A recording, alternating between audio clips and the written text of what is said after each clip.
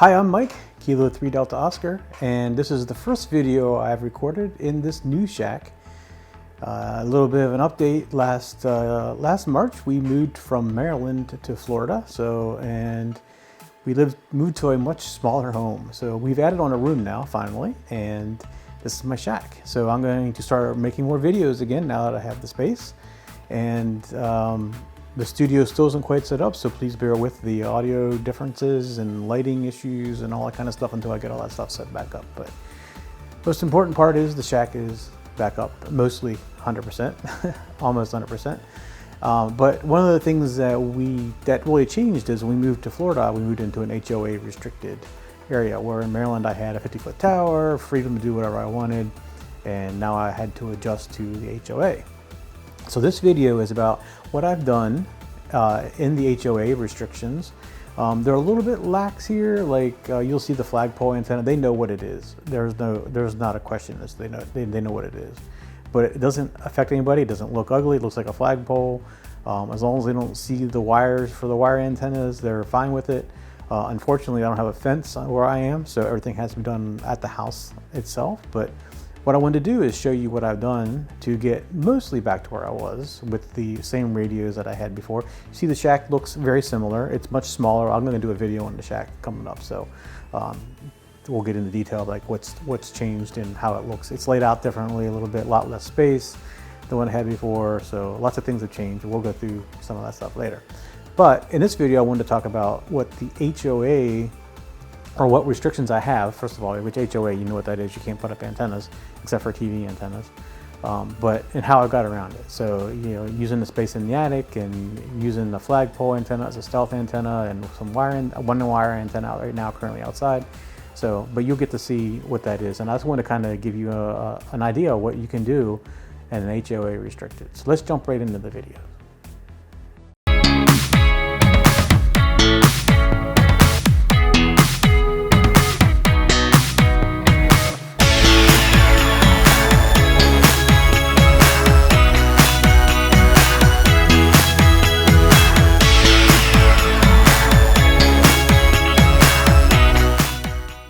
Okay, let's take a quick look at what I have in my attic, and we'll also talk about what I just put up outside. So, as I mentioned, we now live in an HOA restricted community, quite large community in the villages in Florida. So let me start here. So basically, most of my antennas are in the attic now. So let me go here, look at this one. So in the attic, I currently have 4 different dipoles. I have two 10 meters. So this is the two 10 meter dipoles, and they're at 90 degrees to each other. So the idea was to try to see if I could do some selective directional with this. So they basically are 90 degrees. I'm not straight set north and south or east or west because I live kind of on an angle, but the antennas are 90 degrees, which allow me to select different directions. I was just more curious if I could do better at the 90 degree to each other, and it does appear to be a little bit directional, but not as much as I thought it would be. And I haven't done a lot of testing with the 10 meters yet, but those are the two 10 meters that are in the attic. They kind of follow all the wire antennas up there. The dipoles kind of follow the roof line, so they're a little bit of an inverted V, but not too severe. So let's go back, look at the next one. This is either the 15 or the 17. I have a 15 and a 17 meter, and you can see it doesn't quite go up to the top of the roof here. So it still has kind of a minor inverted V. Interesting thing is that fan you see behind it is a solar fan. It doesn't seem to make much noise. I thought I may pick up some noise from those solar fans, but so this is one of either the 15 or the 17. And then we have, this is the other one. It's either the 15 or the 17. Now this vent is not powered, so it's just a passive vent. So no noise from that one at all. But you can see there's the other one. And then the fifth antenna that I have in the attic is actually, it is a long wire, and you can see right here is the soffit where it goes outside. This is an 80 meter half wave end fed antenna. And you see the ground wire goes down and it runs to a ground rod outside the shack and connects to that. So that is where its counterpoise is. And then on the outside of the house, this is kind of what it looks like. I didn't get a picture of the roof, but it basically comes out of the soffit just like this, goes up to the 4th row of shingles, and is just under the edge of the shingles as it goes around the roof. It doesn't go the whole way around the roof. It only goes really to the front of the house. I thought it would go a little bit farther than what it did, but it only goes to about a little past the front of the house, past the garage, somewhere in that area. And then to connect all this together in the attic, I actually have a 5-port remote antenna switch that's controlled from the shack. So I have one wire running up into the attic to support all 5 of these antennas, and I can select between them from the shack. So it makes it nice and convenient, and only runs across one wire. Let me talk a little bit about this wire antenna too. It's a little bit of a mixed bag of performance. It does very good on 20, 40. It does okay on 80, but I have a little bit higher SWR. And the other thing is it's very, very NVIS-like. So it's very much up and down. I don't get good distance on it. I do really good on 20 for distance and decent on 40. So it's just because it's so close to the ground. It's only, we're on a single-story house, so it's not far enough off the ground to do good performance. And I was actually I was questioning like what it would do under the edge of the shingle. Like I said, it's very close to the edge of the shingle, but shingles are rocks, little tiny rocks. So I was kind of curious, what it would do, but it does pretty decent. Not the best, not as good as if it was out in the open air like I had up there in Maryland. So, all right, let me jump back here real quick. So here's my newest addition. This is it looks like a flagpole, but if we zoom in on it, let's see if I can zoom in on it here and scroll down. You'll see right here is the antenna tuner, and this is a flagpole antenna. You can see a break right here. This is the off-center dipole. So the top part of the dipole is the transmit, and this bottom part here is the inactive side. So there's and if you scroll to the top, you can see it breaks. Oh, you can't see it. The break is actually right here. There's a break right here because this ground has to be, this has to be broken from the ground. It can't be in the ground. So there's a break right here. So this is my newest one. I'm still testing it out, so I don't know what the performance really is. I'm still making some adjustments. This is powered over the cable, and then they recommend that you actually separate, do like a 1-to-1 balance. So I'm trying to do some adjustments in through here. So I'm still working on this one, but this is a different cable altogether.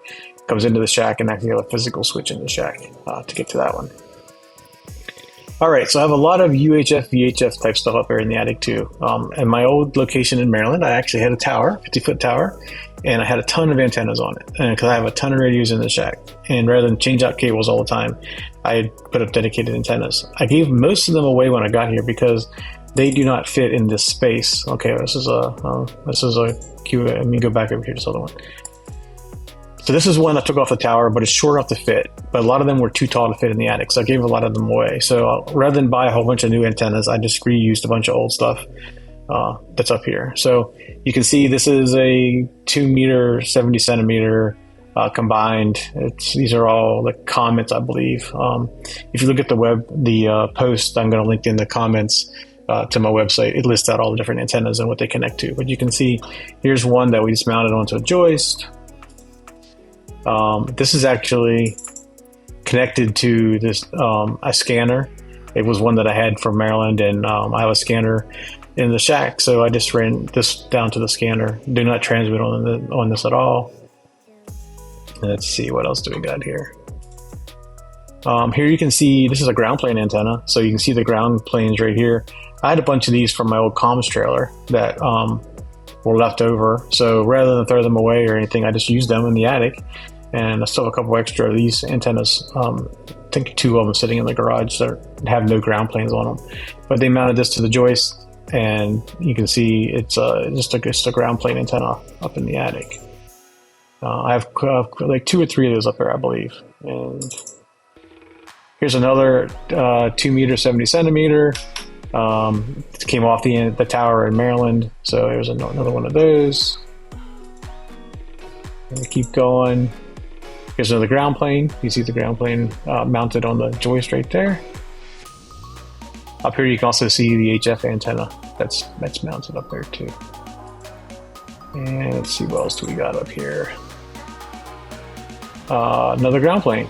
So that's the third ground plane, I believe, that we have. And you can see over here is one of the 2 meters, 70 centimeters. And you may be asking, do they interfere with each other? Well, they could. I don't transmit on all those different radios at one time, so I don't generally notice it. All right, the QFH antenna, which got a little bit damaged in transit, but it still works. Seems like it works well. I use it for satellite, so it basically comes down to an SDR receiver in the shack. That's what I use that one for. Let's see, what's this one? Another 2 meter, 70 centimeter antenna. And let's see what we're getting over here. So this is actually a quad band antenna. It's a mobile antenna, but it goes to my 9800, so because it's a quad band radio, and that's how I use it. It's not a very greatly efficient antenna, but it works fine. There's not much in this area really that's on this other band. There's one 220 here. Okay, let's see. Okay, another ground plane. Let's keep going. I'm not sure what this one is. It looks like it's still a 220. I'm sorry, a 440 and 2 meter. And I'm trying to find something that's a little different here. Another ground plane. Okay, this is a mobile antenna that I had that was spare. Let's see what this one is. I can't read the number on it. I gotta go look up the number.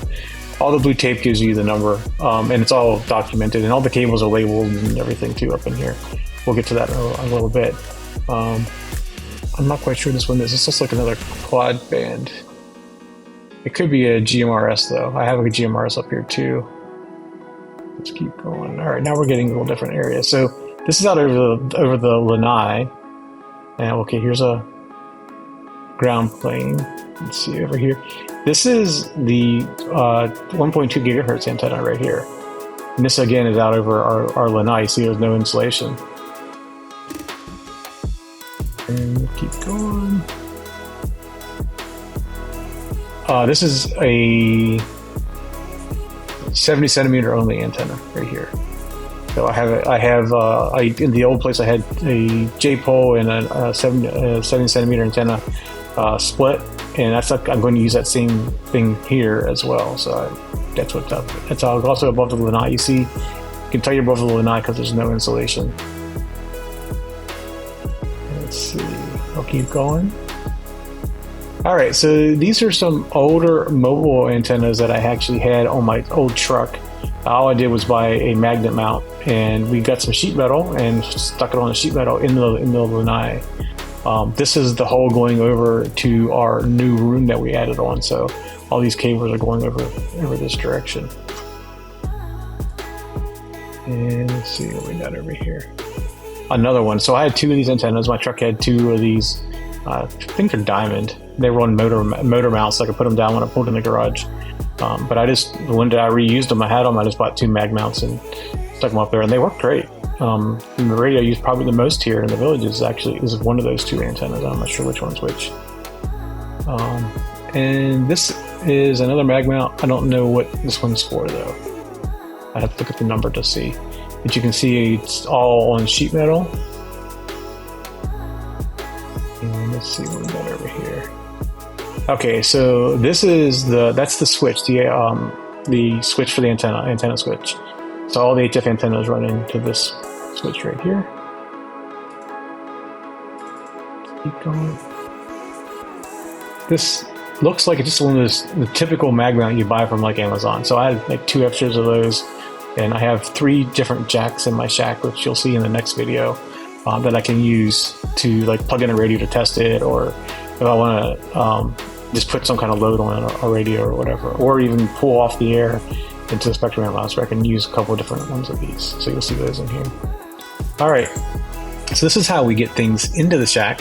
So in my old location in Maryland, coming through the wall, all the antennas on the tower would come out of this right here. And so I can get a closer picture of it. Here's a better picture of it. You can see they're all labeled, and in my old shack I had antennas coming through the wall. I plug into this and then run into the shack. Well, I don't need that in the shack here. In fact, it would be a little bit hard to put it down there. You'll see that in a couple pictures from now.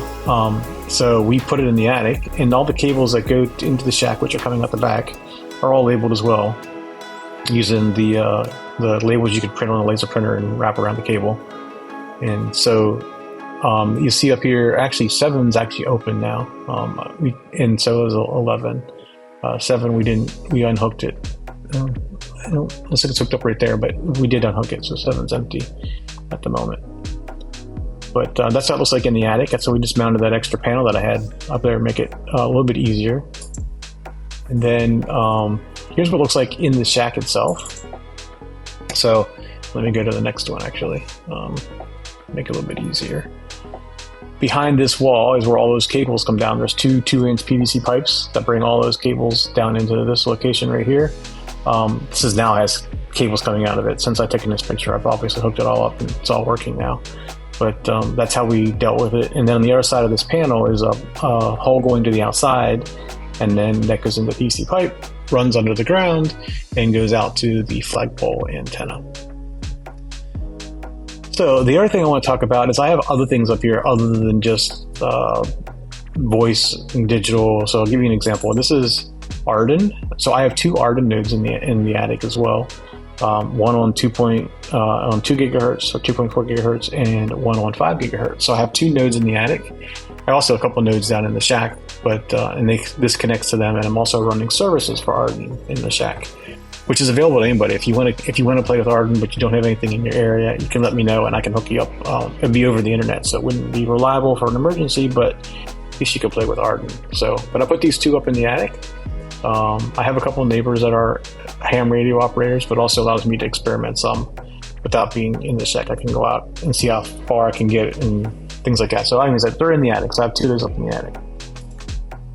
And then this is LoRaWAN. So I run a LoRaWAN here also. So this is a LoRaWAN antenna. And I also have 2 other things up there now that are LoRa. One of them is Meshtastic. I have a Meshtastic node running. It's not in these pictures, and it's actually self-contained, so it just plugs into a power in the attic. And then I also have another experiment that I'm running with LoRa to transmit my weather system out to some neighbors and stuff. So that's a new project I've been playing with too. So, but they're out over the garage. They're in the garage area because I go up there occasionally and mess with that stuff. It's a little easier to get to than back in this area.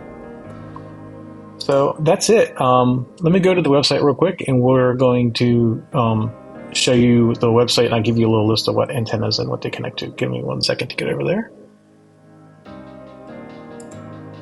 Okay, so this is actually the website. If you follow the link in the comments below, or in the section below, you can get to this actual page, and it gives the same thing I just kind of told you.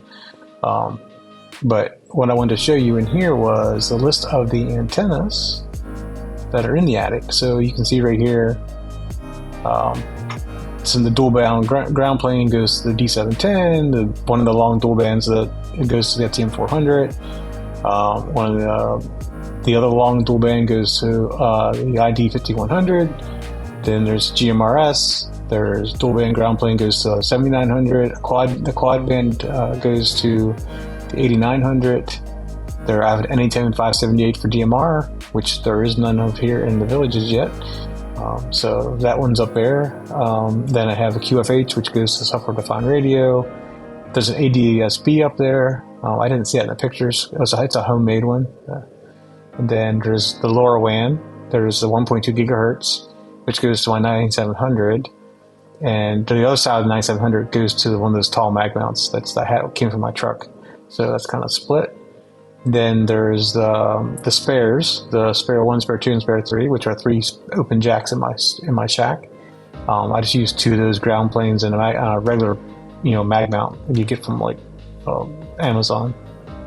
The discone goes to the scanner, and the other tall mag mount goes to. It's actually split. It goes to 2 different radios that are connected to a BBS that I run here now too. So that's pretty much it for my stealth antennas in an HOA. It doesn't work as well as the tower, but it works good enough. So, and then I'm excited about the HF antenna. The flagpole antenna seems to be working very, very well. From what I can tell so far, just with my whisper, but there's some tweaks I need to do to make it a little less noisy. So that's what I'm working on now, trying to get some filters put in for that. That's my last step, and also a 1-to-1, which may help with some of the noise too. But then I have how to get power to the remote tuner.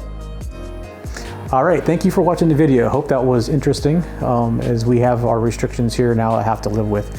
But so far it seems like it's been working out well. I'm gonna do some other videos on differences in where I live. I mean, there's differences in what people use here. HF is very big here. Live in a retirement community with lots of retired military people, and they're big in HF. The repeaters here aren't used that much. Compared to where I came from, but we're going to do a whole set of videos on a little bit of differences and just what I find interesting differences from different parts of the country. So anyways, thanks for watching. Give me a thumbs up, I'd appreciate it. And if you're not subscribed, please click the subscribe button and share with your friends. We're going to start making some more videos now that I have a space to do that and get some more content out there. And I got some interesting things coming up too. Different technologies that are kind of new. If you've heard of Meshtastic, I'm going to do some videos on Meshtastic. It'll probably maybe cross over my channels a little bit because they're kind of related, not ham radio necessarily, but this channel is more about radio. I know it's supposed to be ham radio, but anything radio I'm interested in. So we'll talk about that and some LoRa stuff that I'm working on, some other projects. So please subscribe and share it, and come back to the next video. Thank you for coming.